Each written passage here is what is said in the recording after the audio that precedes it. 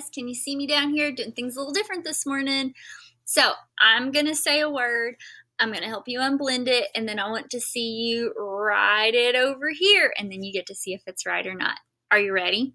All right, here's your first word. Your first word is rack, like you have a clothes rack. You put your clothes on. Rack. Echo. Unblend. R, a, k. How many sounds? 3. R, a, k.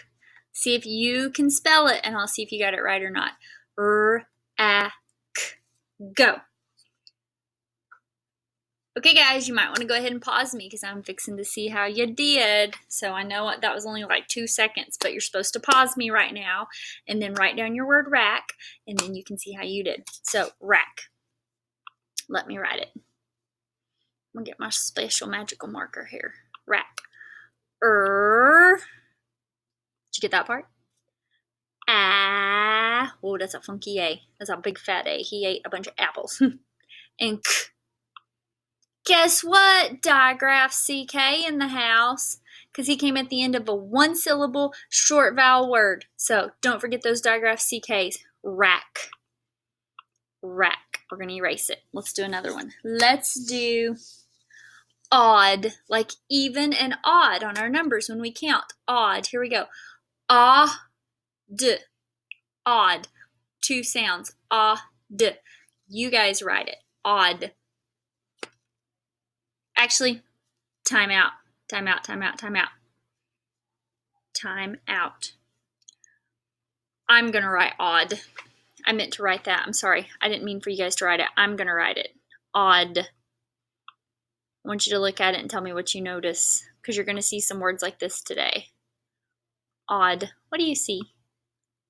Do you see twins that are not FL or S? I do too. That's because sometimes other letters can make twins in some words. So this week, your reader is going to give you some words that won't be FL or S, but they're still twins. And the same rule applies. The first one will talk, and the second one will be, he'll be silent. So I wanted to make sure you guys knew that, but I didn't want you to spell it. So that was my bad. I made a mistake. I'm erasing. Here's one for you to spell. Do. Do. Duck. Duck. Here we go. Duck. Duck. Duck.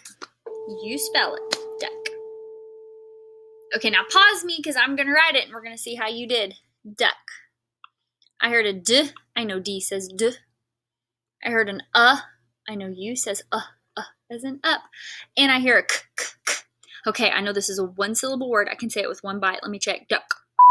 Good morning, Ryder. Hold that thought. We will have fish.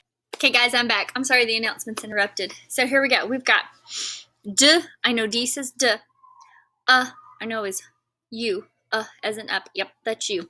All right, now I'm hearing a K on the M. Let me check my rules. 1-syllable word. Duck. Yep, it's a 1-syllable word. Short vowels, he's saying yep. And do I hear a K? Yep. How am I going to spell it?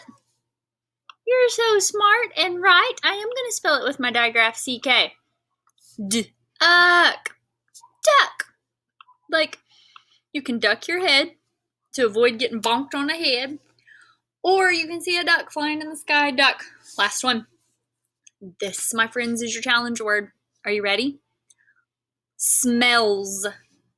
Ooh, that's a doozy. Smells. Let's unblend it. S. 5 sounds, but some of those may have 2 letters attached. Smells. So you write it. See how you do. And yes, this is a hard one. And yes, I'm ornery like that, and I did it on purpose. Smells. Okay, pause me because I'm about to spell it, and you can see how you did. If you don't want to write it down, you can just say it out loud. You could say and then you could name all the letters. You don't have to write it. It helps to write it, but you don't have to. Here we go. Smells. I heard a S first. We all know that's an S. I heard a We know that's an M. So we got so far. Now I hear a We know that's an E. Now I hear a O. Okay, let me stop and think about this. Smells.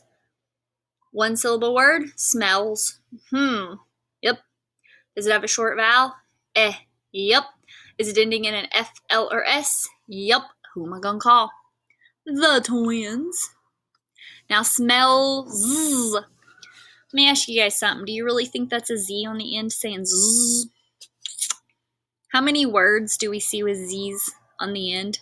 Like that many. Not very many. So when you hear a Z on the end, it's almost always an S. So go ahead and write an S because the chances are you'll get it right. If you write a Z, the chances are you'll get it wrong. So we have a voiced S. He's also a suffix. So we can put a box on him, send him on vacation, and read our base word, smells. Again, that's why the L's are there. They're still at the end of the word, but they're at the end of the base word. So S is free to leave, and it'll leave a real word behind because it takes the twins to make a real word. I hope that makes sense, and we're going to keep practicing. And hang in there.